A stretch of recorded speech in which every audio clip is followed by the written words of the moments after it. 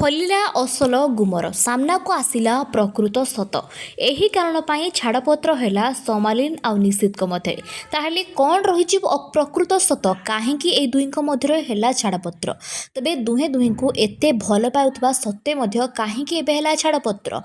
ସବୁକିଛି ସମ୍ପର୍କରେ ଟିକିନିକି କରି ତଥ୍ୟ ଜାଣିବା ପାଇଁ ନିଶ୍ଚିତ ରୂପେ ଆଜିର ଭିଡ଼ିଓକୁ ଶେଷ ପର୍ଯ୍ୟନ୍ତ ଦେଖନ୍ତୁ, କାରଣ ଆଜିର ଭିଡ଼ିଓ ଦେଖିବା ପରେ ଏ ସମ୍ପର୍କରେ ସବୁକିଛି ତଥ୍ୟ ଟିକିନିକି କରି ଆପଣମାନେ ଜାଣିବାକୁ ପାଇଯିବେ।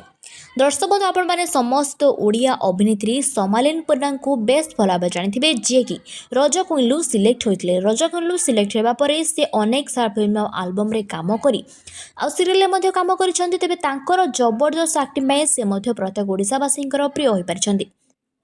ଆପଣମାନେ ସମସ୍ତେ ସୋମାଲିନଙ୍କୁ ଆଉ ତାଙ୍କ ଆକ୍ଟିଂକୁ ମଧ୍ୟ ବହୁତ ସାରା ଭଲ ପାଇବା ଦେଇସାରିଛନ୍ତି।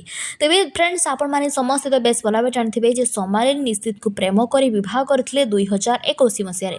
ତେବେ 2021ରୁ 2024 ମସିହା ପର୍ଯ୍ୟନ୍ତ ତ ସେ ଦୁହେଁ ଦୁହିଁଙ୍କୁ ବହୁତ ଭଲ ପାଉଥିଲେ। କିନ୍ତୁ ବର୍ତ୍ତମାନ ସମୟରେ ଯାହା ଶୁଣିବାକୁ ମିଳୁଛି ଯେ ଏହି ଦୁହିଁଙ୍କ ମଧ୍ୟରେ ହେବାକୁ ଯାଉଛି ଛାଡ଼ପତ୍ର। ତାହେଲେ ପ୍ରଶ୍ନ ଉଠୁଛି ଯେ କେଉଁ କାରଣ ପାଇଁ ଏମାନଙ୍କ ମଧ୍ୟରେ ହେବାକୁ ଯାଉଛି ଛାଡ଼ପତ୍ର? ପ୍ରକୃତରେ ୟା ପଛରେ କ'ଣ ଅଛି ଅସଲ କାରଣ? ସବୁକିଛି ସମ୍ପର୍କରେ ଟିକିନିକି କରି ତଥ୍ୟ ଏବେ ଆସନ୍ତୁ ଜାଣିବା। ତେବେ ସୋମାଲିନଙ୍କର ସୋସିଆଲ ମିଡ଼ିଆ ପୋଷ୍ଟରୁ ଜାଣିବା ଅନୁସାରେ ଯେ ସୋମାଲିନଙ୍କ କହିବା ଅନୁସାରେ ତାଙ୍କର ଶାଶୁ ଘରେ ତାଙ୍କୁ ଛୋଟ ଡ୍ରେସ୍ ପିନ୍ଧିବାକୁ ଏଲାଓ କରୁନାହାନ୍ତି। ଛୋଟ ଛୋଟ ଡ୍ରେସ୍ ପିନ୍ଧିବାକୁ ତାଙ୍କୁ ମନା କରୁଛନ୍ତି। ଏଥିସହିତ ପୁଅ ପିଲାଙ୍କ ସହ ଅଧିକ ମିଳାମିଶା କରିବାକୁ ମଧ୍ୟ ମନା କରୁଛନ୍ତି।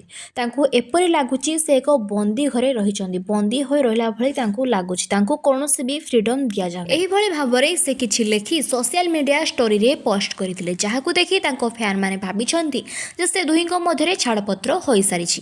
କିନ୍ତୁ ୟା ପଛରେ କ'ଣ ରହିଛି ଅସଲ ସତ୍ୟତା ଏପର୍ଯ୍ୟନ୍ତ ସାମ୍ନାକୁ ଆସିନାହିଁ ଯେ ପ୍ରକୃତରେ ସେ ଦୁହିଁଙ୍କ ମଧ୍ୟରେ ଛାଡ଼ପତ୍ର ହୋଇଛି କି ନାହିଁ।